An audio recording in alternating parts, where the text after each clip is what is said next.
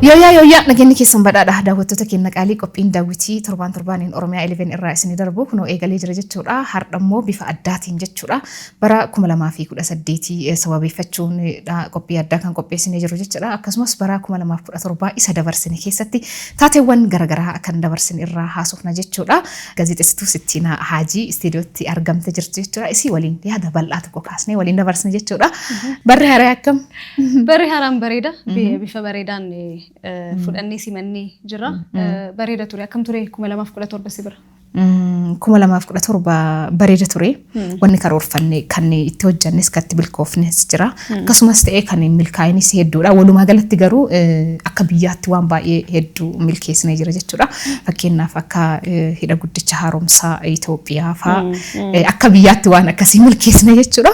Akka dhuunfaatti immoo Oromiyaa 11 dhufee anammoo asitti gaseexessuuf. Tartiin Oromiyaa 11 garuu maal fakkaata? 2017 wanta irratti haasa'amuu qabnu keessaa siis gaafa si arginu. Oromiyaa 11 akkamitti simannee mee? Oromiyaa 11 baay'ee itti gammadeera. Asi dhufee as hojjechuu kiyyatti dhuguma Oromiyaa 11 fakkaata. Namoota kutaa garaagaraa keessa jiranitti asitti dhufee hojjeta. Namni hundi wal hubata. Kanaafuu ani natti tole hojjechaa jira. Tokko si'ii mati kana simatte. Kanaafuu yeroo dansaa dabarsiisaa jira itti gammadee jechuudha. 2017 akka dhuunfaattis akka biyyaattis milkiiwwan garaagaraan yerootti darbedha. 2017 kaasnee wanti immoo sirriitti irratti haasa'uu qabna jedhee yaadu waa'ee hidhaa guddicha laga Abbayyaati.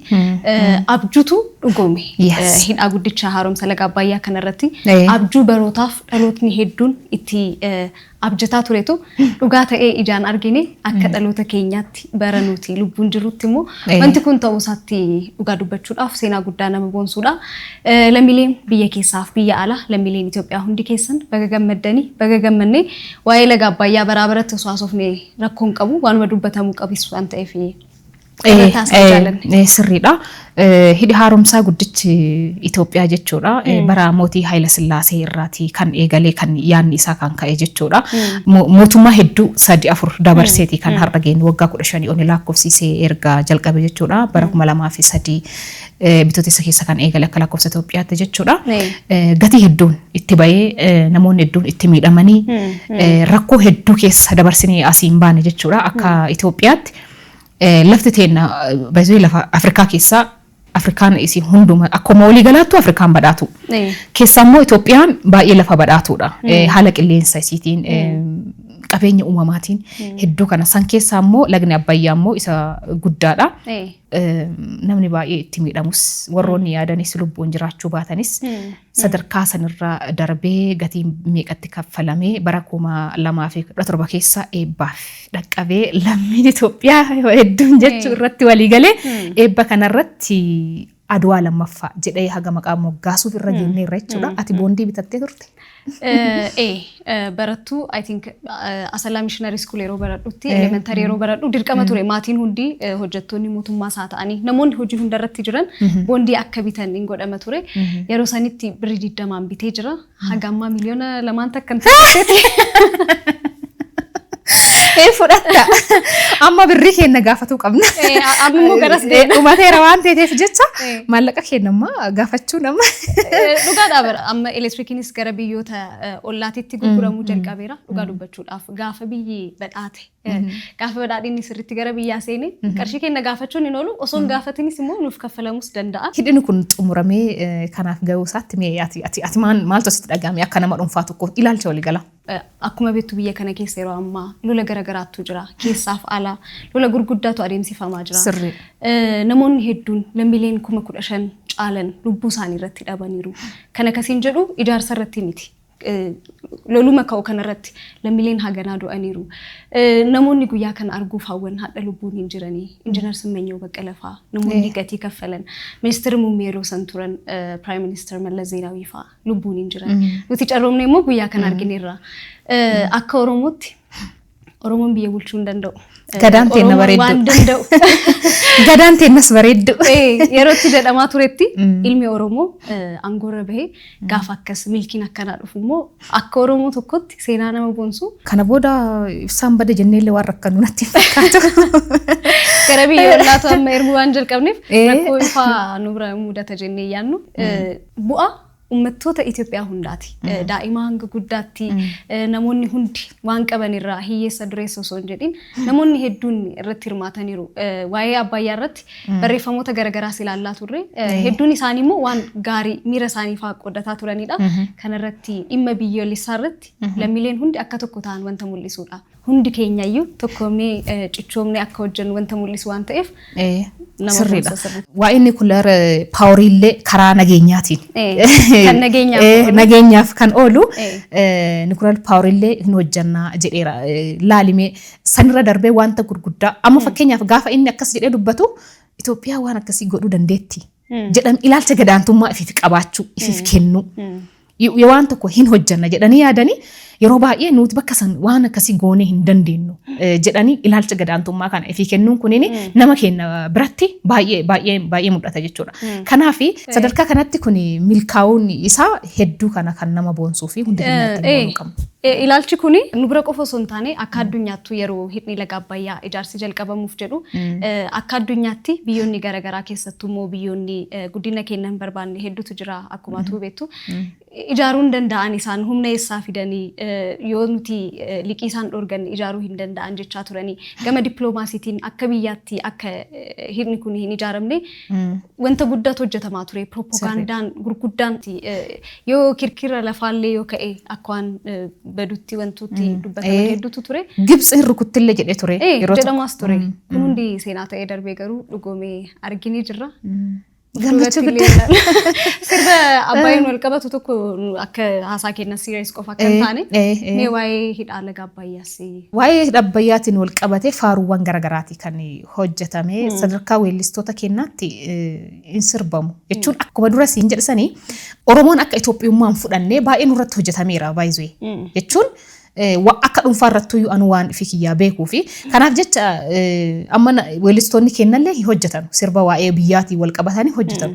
Maaliif sabboonummaa wanni jedhamu tokko jira. Garuu sabboonummaan Itoophiyaan hin qabne sabboonummaa natti hin fakkaatu waan akka dhuunfaa kiyyaatti jechuudha. Jechuun sabboonaa jechuun biyya ofiin jaalattaa eenyummaa keetii hin jabeeffattaa Oromummaa keetii hin jabeeffattaa ilaaliffattaa. Garuu ilaalchi waggaa 150 nurratti hojjetamee Oromoon biyya kana keessatti waa tokko akka kontribuuti godhanitti hin laallamne suniini akka nuti cimnee jechuudha ciccine Itoophiyummaa jibbinu nu taasise waan ta'eef baandiin biiftuu Oromiyaa fa'aa tiimiin ta'anii kan hojjetanii sirbi waa'ee Abbayyaa tokko jira sanuma keessaa tokko affeerra jechuudha. Haa ta'u sirbicha daawwannee walitti deebina kan daawwachaa jirtan Daawitii Oromiyaa 11 Ancaaltuu Buttoo ta'ee oole.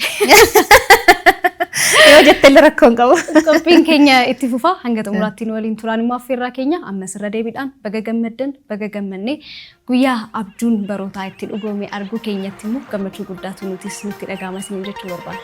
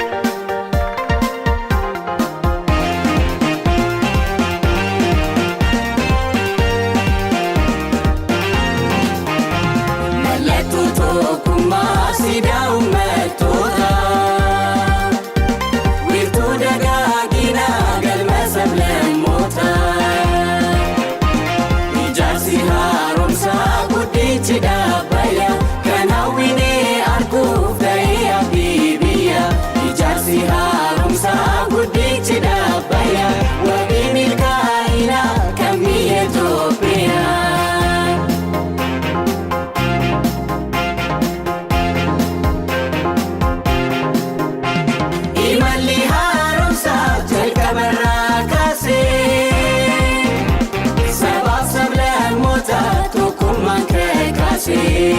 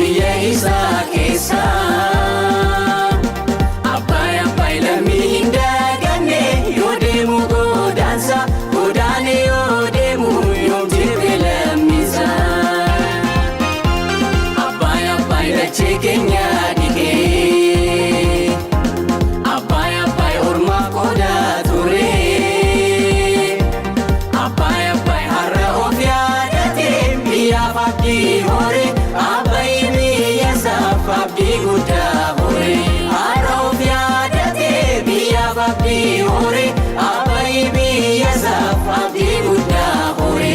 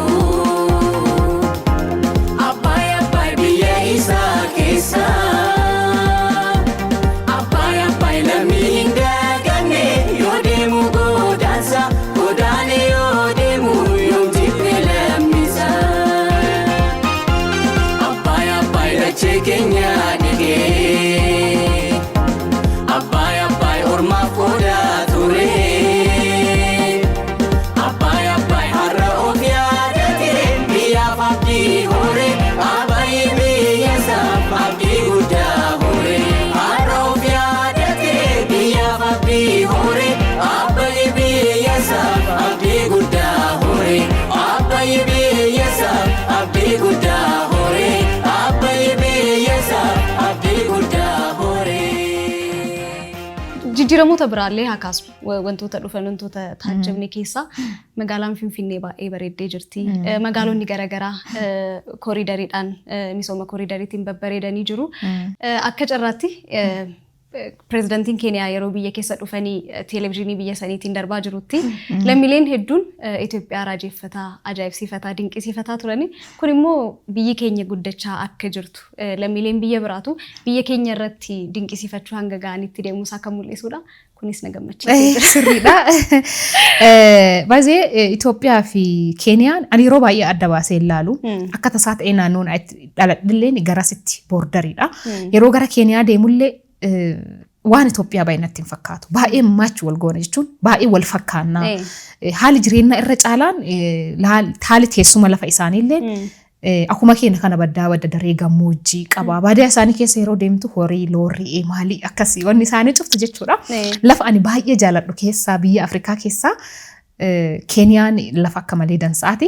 Ilaalchi Keeniyaan Itoophiyaa qabdulleen baay'ee waan walitti dhiyaannuuf si'a baay'ee nutti hinaafanillee isaan akka warra kaanii hinaafaa hin qabani.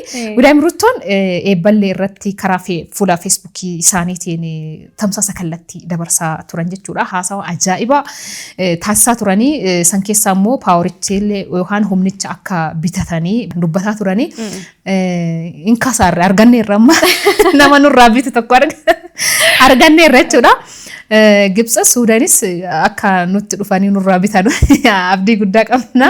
Pan African Project jedhamaas turedha. Kan projektii guddaa biyyoota Afrikaa tokkoomsuudha jedhamaas turedha. Xaanatti haa ka'u malee lagoota garaagaraatti walitti dhufeetiniin gara Kaartuum yoo ga'u Naayil jedhama. Kanaafuu walitti dhufee tokkummaa kenna garanaa garasii walitti dhufee biyyaa baha jechuudha. Waan si dhibu Caalii kana dura nuti lagni Abbayyaa biyyee qabatee deemaa waan akkasii bishaan qurxummiidha malee warqee qabatee akka deemaa turu. Anillee beeku ta'e. Anis quban qabu ture. Wanti isaan irraa hafu hin jiru. Bishaanichi biyyee madeemu warqee deemu santu asitti hafa malee wanti isaaniif ga'u hundi calalamee isaanumaaf deema waan ta'eef tokkummaa keenya iyyuu akka Afrikaattu isaan miidhuuf osoo hin taane waloodhaan projektii guddaa ittiin fayyadamnu akka ta'es dubbataa turaniiru. Kunis immoo wanti nuti ijaan argaa jirrudha. Abbayyaa sumatti dhaabatee naafne deemaatuma jira ammas. Numa deemaa irraan cinne fiifuyyuu akka dansaa itti dabalamee deemaa jira malee wanni isaan irraa hir'ate tokkollee hin jiru. Akkam sooshaal miidiyaa kanarratti waan Gibsi haasa warri Gibsi waan inni haasa'u keessaa wanni si ajaa'ibeen jira har'a guyyaa kolfaani tootaalii kuma lamaaf guyyaa gammachuuti 2017 geggeessinee irra jechuudha 2018tti argamna waggaa haaraa qophiinis immoo 2018tti daawwitiin isa jalqabaati kanaaf jechuudha wantoota nama bashannansiisan ka Gibsi haasaa baatellee Itoophiyaa akkamii jechuun TikTok irratti waan argite jechuun manni Itoophiyaa haala kanaan wal qabatee waan isaan jedhaa turamni waan si ajaa'ibe irra caalatti gammachuudha. Meemiiwwan yeroo garaagaraatti hojjetamuun beektaa gama kolfaatii wal qabatee irra caalaan isaa namoonni hedduun dhimma biyyoolessaa irratti tokkummaadhaan gammachuu isaanii ibsataa turani. Erga ministeerri muummee keenya imimmaan isaanii guyyaa jala bultii irratti arginiin booda meemii irratti namoonni maal jedhan argee boruu hojiin seennu.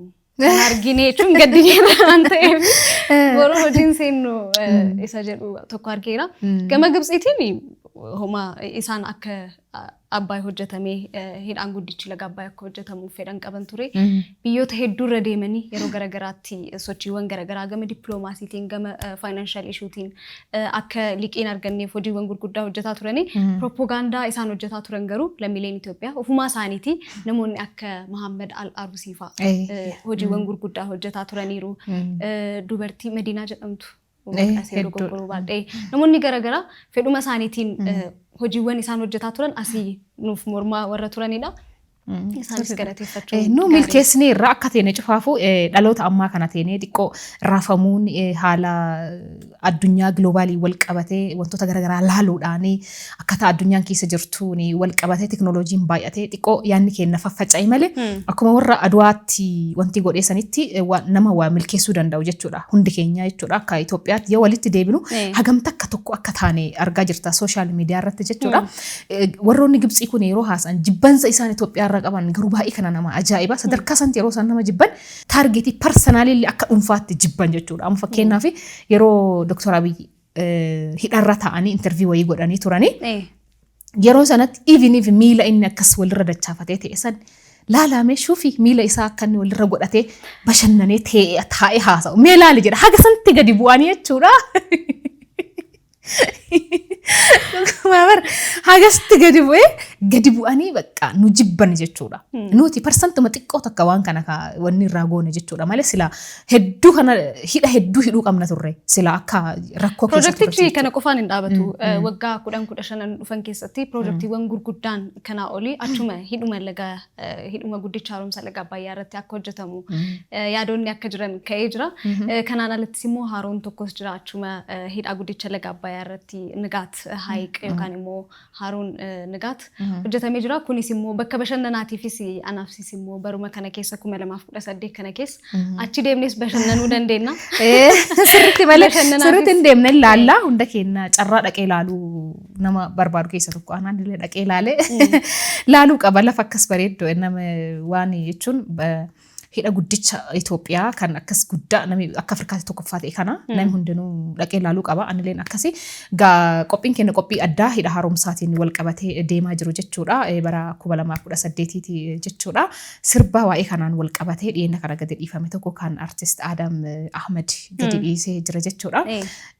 Biyyi kun keetii kan jedhu jira. Waa'ee galaana diimaas keessatti kaasee jira sirbi kun jechuudha. Next immoo waa'ee galaana diimaa qabaata jechuudha dhaloonni waan hin goone hin qabu galaana diimaas gararratti hin deebinaa waan dhugaarra yoo jiraatte immoo dhugaarra jiraatte waaqni illee nama gargaaraa beektaa waa'ee galaana Itoophiyaan tun maal akka ta'e beekamaadha dur jechuudha kanaaf akkanatti hiramee akka bulchiinsaaf ta'utti jedhamee gaa Ingiliis akkana gootee nu qoqqooddee nu fixxe malee Itoophiyuma turte biyyi kun walumaa galatti kanaafuu sirba artist Adam Ahmed daawwannee walitti deebina jechuudha.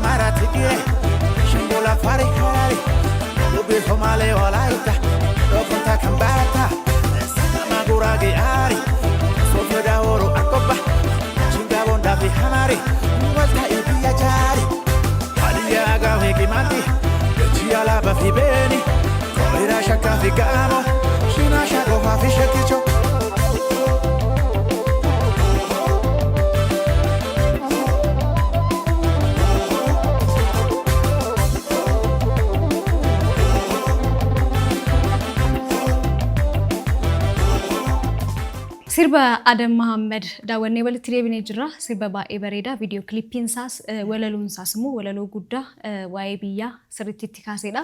Asumaan Adaminis sirba bareedaa kana nuuf gumaachitee ulfaadhu galatoomii jennaani.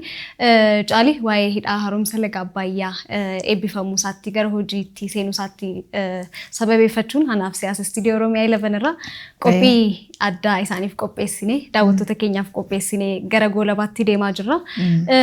Akka biyyaatti akka sabaatti gara fuulduraatti maal hawwita biyya keetiif Oromiyaadhaafis Itoophiyaadhaafis mee maal hawwitaati?